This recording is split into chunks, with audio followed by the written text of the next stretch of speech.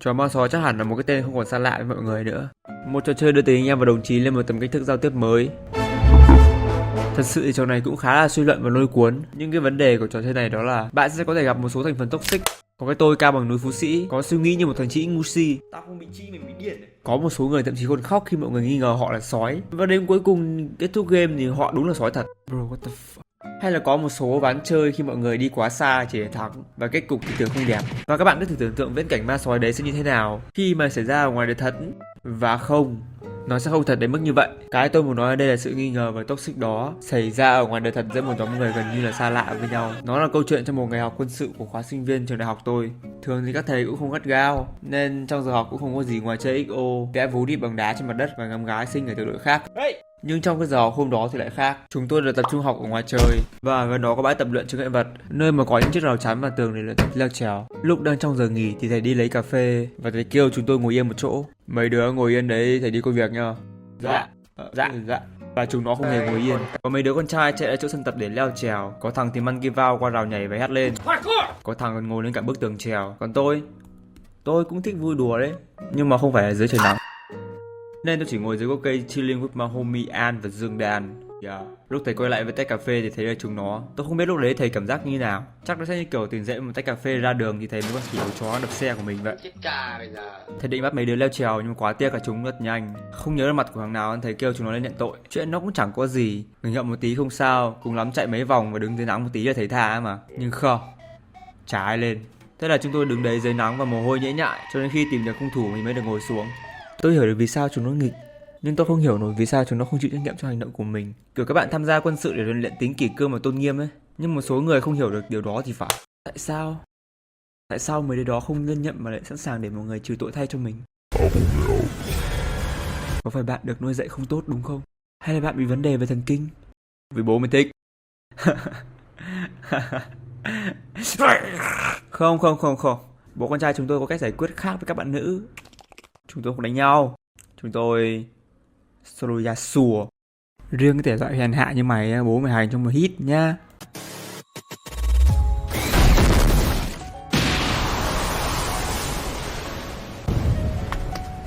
Round 1, fight!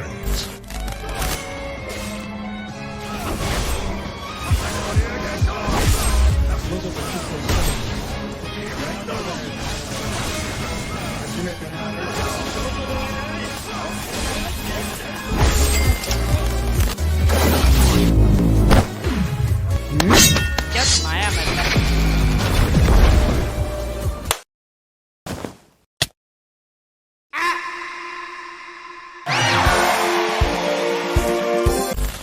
Round 2, fight! Cũng ghê đấy, nhưng mà xem được bao lâu? Hả?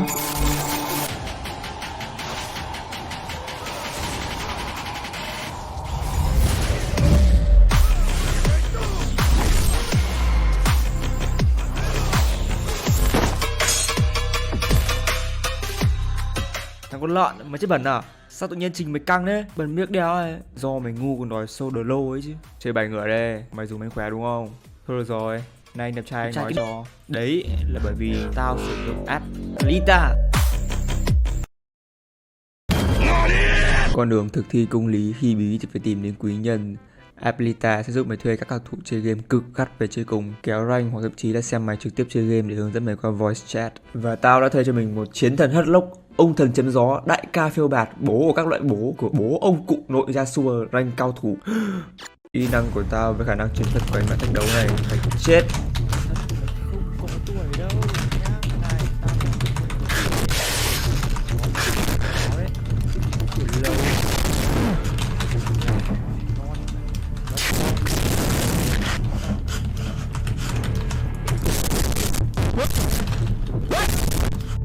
Mày nhờ nơi bố mày hơi lâu rồi đấy. Giờ bố sẽ sử dụng chính con bài của mày để xử mày con trốn lò. Mày nghĩ mày sẽ tìm được ai pro vip hơn Yasuo của tao á? Không có đâu. Xếp chết cậu bây giờ. Được rồi. Về mạng cuối tao với mày làm lại trận mới, xem như thế nào. No problem.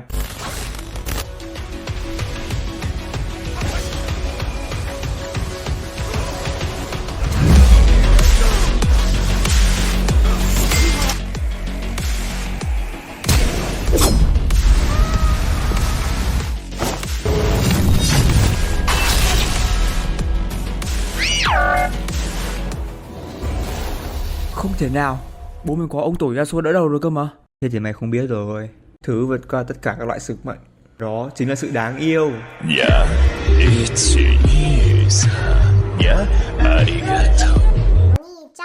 Bất ngờ chưa thằng gà. Có phải mày nhờ cô ấy cổ vũ để tăng trình đúng không? Thằng sim lỏ. Mày bị điên à?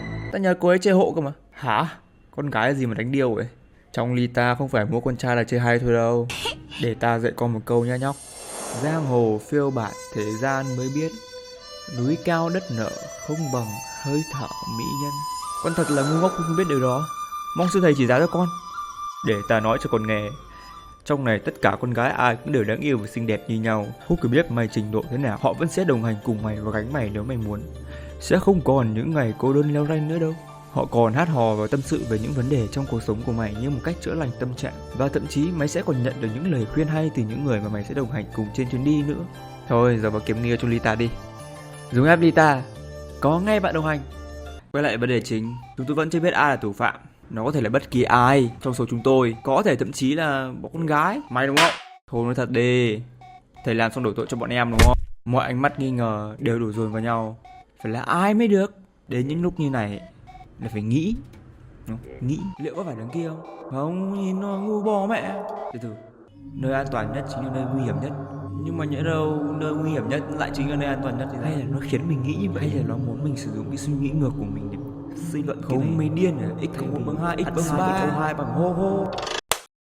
Cuối cùng thì chúng tôi quyết định gọi từng người ra nhận diện khuôn mặt và phụ trang, và tôi cũng bị kiểm tra. Thế nhưng mà ấy, là vì tôi có một cái kính, nó có khả năng trở thành một cái kính râm khi mà gặp nắng, cho nên nó sẽ khá là nổi bật nếu mà có ai nhìn thấy. Và tôi có Homia đứng ngoài để bào chữa cho tôi. Nó ngồi cạnh tao. Biết là no hope rồi, cũng không tìm được ai đâu. Thôi chịu nốt một tí rồi về nghỉ bù cũng được. Mà bỗng dưng ở xa có một thằng hét lên: mày đúng không?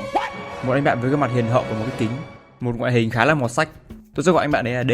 Thì anh bạn D này bắt đầu quay sang giải thích với mọi người. Và tất nhiên không ai tin cậu ấy cả. Thường thì kiểu phản ứng đơn thuần nhất khi mà bị ngưu an đó là tủi thân và tức giận.